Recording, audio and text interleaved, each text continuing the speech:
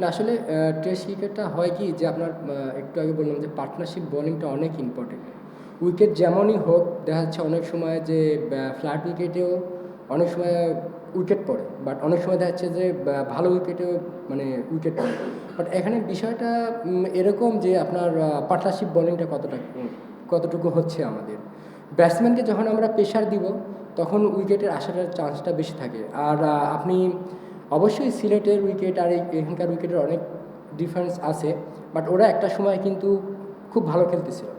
তো আমাদের তখন একটাই প্ল্যান ছিল যে আমরা মানে বাড়তি কোনো কিছু না করে আমরা যেন একটা ডিসিপ্লিন ওয়াইজ যেন তাদের রানটা আটকে রাখতে পারি। এবং এখানে অনেক সময় এমন রেকর্ড আছে যে 150-200 রানের পার্টনারশিপ হয়েছে, এক উইকেট পড়ার পর সাথে সাথে 2-3টা উইকেট পড়ছে। তা আমাদের এইভাবেই আমরা আগাইছি আর কি।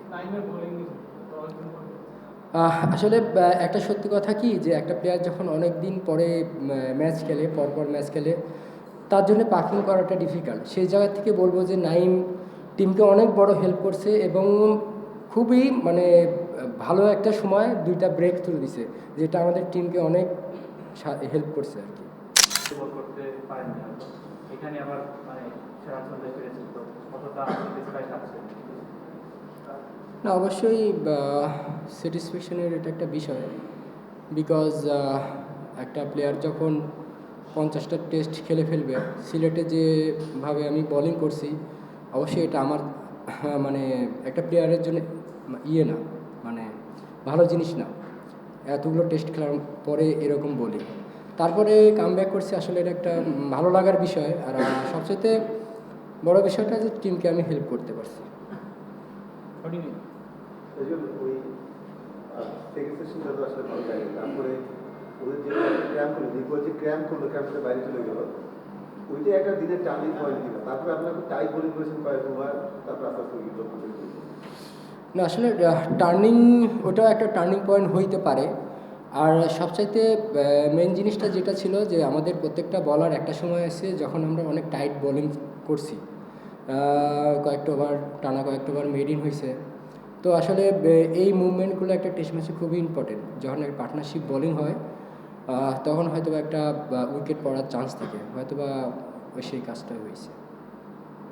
আপনি সিলেট একটা প্রেস কনফারেন্সে একবার বলেছিলেন যে আপনি আমাদের বুড়ো বানাই দিয়েন না, মানে এটা 2023-এর শেষের দিকে। তো আবার ওইখানে বলছিলেন যে মনে হয় যে 400-500 উইকেট পাবেন।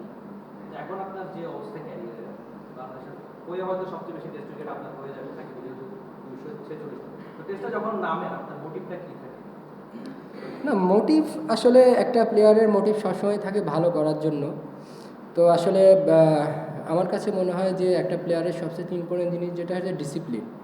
তো আমি নর্মালি সেটাই মানে আমার রুটিন যেটা সেটা মেনটেন করার চেষ্টা করি। রেজাল্ট হয়তো বা কোনো সময় আসবে বা কোনো সময় আসবে না, বাট ডিসিপ্লিনটা যখন আপনার সাথে থাকবে হয়তো বা ওটা আপনার ক্যারিয়ারের জন্য হেল্প হবে। আর আপনারা যারা এক ফরম্যাট খেলেন খালি, তাদের জন্য কতটা চ্যালেঞ্জিং? চ্যালেঞ্জিং সব ফরম্যাটেই চ্যালেঞ্জ আছে, শুধু এক ফরম্যাটে না। আপনি যখন যে ইভেন্টে যাবেন প্রত্যেকটা ফরম্যাটই চ্যালেঞ্জ। সিলেটের সাথে এই পিচের তো নিশ্চয়ই কিছুটা ডিফারেন্স হবে, বাট আপনি কিছু কি ডিফারেন্ট, মানে কোনো কিছু ডিফারেন্টলি করেছেন আজকে, স্পেশালি থার্ড সেশন যেরকম প্রায় 16 ওভার আপনারা দুজন, আপনি 9 বোলিং করে 18 রান দিয়ে 2 উইকেট, ওই টাইমটা অনেকটা জিম্বাবুয়েকে আপনারা আবার কাটাতে পেরেছেন। না আসলে টেস্ট ক্রিকেটটা হয় কি যে আপনার একটু আগে বললাম যে পার্টনারশিপ বোলিংটা অনেক ইম্পর্টেন্ট। উইকেট যেমনই হোক দেখা যাচ্ছে অনেক সময় যে ফ্ল্যাট উইকেটেও অনেক সময় উইকেট পড়ে। বাট অনেক সময় দেখা যাচ্ছে যে ভালো উইকেটেও মানে উইকেট পড়ে। বাট এখানে বিষয়টা এরকম যে আপনার পার্টনারশিপ বোলিংটা কতটুকু হচ্ছে আমাদের। ব্যাটসম্যানকে যখন আমরা প্রেশার দিব তখন উইকেটের আসার চান্সটা বেশি থাকে। আর আপনি অবশ্যই সিলেটের উইকেট আর এখানকার উইকেটের অনেক ডিফারেন্স আছে। বাট ওরা একটা সময় কিন্তু খুব ভালো খেলতেছিল। তো আমাদের তখন একটাই প্ল্যান ছিল যে আমরা মানে বাড়তি কোনো কিছু না করে আমরা যেন একটা ডিসিপ্লিন ওয়াইজ যেন তাদের রানটা আটকে রাখতে পারি। এবং এখানে অনেক সময় এমন রেকর্ড আছে যে 150-200 রানের পার্টনারশিপ হয়েছে, এক উইকেট পড়ার পর সাথে সাথে 2-3টা উইকেট পড়ছে। তা আমাদের এইভাবেই আমরা আগাইছি আর কি। আসলে একটা সত্যি কথা কি যে একটা প্লেয়ার যখন অনেক দিন পরে ম্যাচ খেলে, পরপর ম্যাচ খেলে, তার জন্য পারফর্ম করাটা ডিফিকাল্ট। সেই জায়গা থেকে বলবো যে নাইম টিমকে অনেক বড় হেল্প করছে এবং খুবই মানে ভালো একটা সময় 2টা ব্রেক থ্রু দিছে, যেটা আমাদের টিমকে অনেক হেল্প করছে আর কি।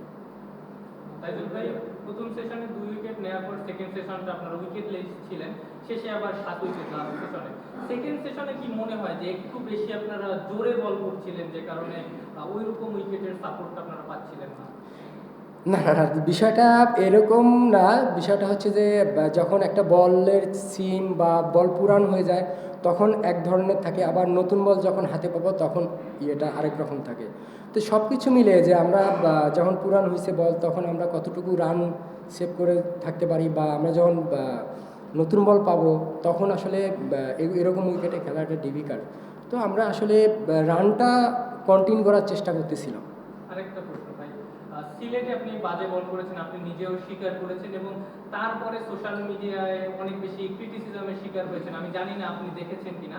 আপনার কাছে কি মনে হয় যে আপনার ক্ষেত্রে মানুষ একটু বেশি জাজমেন্টাল হয়ে যায় একটু দ্রুত দ্রুত? আমার কাছে মনে হয় এতগুলা টেস্ট খেলার পর বা আলহামদুলিল্লাহ যে কয়টাই উইকেট হয়েছে, একটা ম্যাচ দেখে যারা মানে ক্রিটিসিজম করে আমার মনে হয় না তারা খেলা বোঝে। তেজুল, একটা ম্যাচ খারাপ গেছে বলছিলেন আপনি নিজেও, এরপর ফাইফার দেখা পেয়ে কতটুকু আপনি তৃপ্ত কিংবা সন্তুষ্ট, আর একটা সময় হ্যাটট্রিকের সম্ভাবনা তৈরি হয়েছিল, একটু আফসোস আছে? আফসোস বলতে নাই, প্লেয়ারদের মানে হ্যাট্রিক আসলে জীবনে বারবার আসে না, হয় না, একটু খারাপ লাগতে পারে, বাট আলহামদুলিল্লাহ যে টিমকে হেল্প করতে পারছি। আরেকটা ব্যাপার হচ্ছে ক্যারিয়ারের 16তম ফাইফার এটা, সামনে শুধু সাকিব আল হাসান আছে, নিশ্চিত নিশ্চিতভাবে সাকিবকে ছাড়িয়ে যেতে চাইবেন, সর্বোচ্চ উইকেটেও সাকিব আপনাকে এগিয়ে কাছে থাকবেন আপনি। আপনি মানে কি চান যে ক্যারিয়ার শেষে কতগুলো উইকেট চান বা কোথায় উইকেট চান? প্রত্যেকটা প্লেয়ারেরই স্বপ্ন যে আমি সেরাদের থেকে সেরা হব। তো আমার মনেও ওইটা চায় যে আমি কতটুকু ভালো করতে পারলাম। তো আসলে প্লেয়ারদের জীবনে সত্যি কথা বলতে কি স্যাটিসফ্যাকশন জিনিসটা আসে না যতক্ষণ না আমি অনেক দূর যাইতে পারবো। তো আমার ক্ষেত্রে যে আমি চেষ্টা করবো যে যত দূর যায় আমার মানে সাকিব ভাইকে ছাড়াইতে হবে। সাকিব ভাই অনেক কিছু করছে দেশের জন্য, বা সামনেও করবে ইনশাল্লাহ, এই দোয়াই থাকবে। তো তো চাই সবাই ভালো করুক, সাথে সাথে আমরা সবাই যেন টিমকে হেল্প করতে পারি। সিকান্দার ভাই, তাইজুল, আমরা যে ওভারকে দেখছি যে সিলেটে যাওয়ার যে বোলিং ইউনিটটা রয়েছে, বোলিং ইউনিটটা খুব একটা খারাপ না, তারা ভালোই করছে। তো সেই অনুযায়ী এখানে কিন্তু আপনারা প্রথম দিন থেকেই স্পিনাররা বেশ অ্যাডভান্টেজ পেয়েছেন। সেই বিবেচনায় এবং উইকেট বিবেচনায় তারা কতটা এফেক্টিভ হতে পারে, আমাদের জন্য কতটা চ্যালেঞ্জিং হতে পারে আগামীকাল? হ্যাঁ অবশ্যই, তারা অনেক ভালো টিম। তাদের আপনি বোলিং লাইন আপ দেখলে দেখবেন যে তারা ভালো লাইন লেন্থে বল করে। সেদিক থেকে কন্ডিশন আমাদের সেই হিসাব করলে দেখা যাচ্ছে, আর আমরা আজকে যেভাবে কামব্যাক করছি আলহামদুলিল্লাহ, তো তারপরেও আমি মনে করব যে কালকে এরম উইকেটে আমাদের ভালো পজিশনে থাকাটাই স্বাভাবিক। আমরা যদি চেষ্টা করি বা আমরা যদি ভালো শুরু করতে পারি, ইনশাআল্লাহ আমরা ভালো পজিশনে থাকবো। তাইজুল, কিছুক্ষণ আগে তামিম একটা স্ট্যাটাস দিয়েছেন যে আপনাকে বলছেন ক্রিকেট দুনিয়ার সবচেয়ে আন্ডাররেটেড ক্রিকেটার। আপনার কাছে মনে হয় কিনা আপনি অনেক বেশি আন্ডাররেটেড? হ্যাঁ আমার কাছেও এটা মনে হয়, কারণ কারণ এটা আপনারাও হয়তো ভালো জানেন আমার চেয়ে। তবে একটু আগে বলছিলেন যে এই উইকেট ব্যাট করা কষ্ট কঠিন হতে পারে, কারণ যে রানটা তারা করছে একদিন খেলে ফেলেছে, টেস্ট ক্রিকেটে তো ডেটার ইম্পর্টেন্ট, একটা বিশেষ করে ফেলেছে, সামনের সময়ের সাথে উইকেটটা খারাপ হতে পারে, আমাদের ব্যাটসম্যানরা ওভাবে কাছে নেই। আপনার কাছে অনেক চ্যালেঞ্জিং মনে হয়, কারণ কোথাও তার করাতে হবে। আপনি কনফিডেন্স কত আছে এই দল বা এই ব্যাটসম্যানরা আরো 300 রানের না আমি কি বলছি খারাপ, মানে ব্যাটিং টাফ হতে পারে? আমি এই কথা বলছি?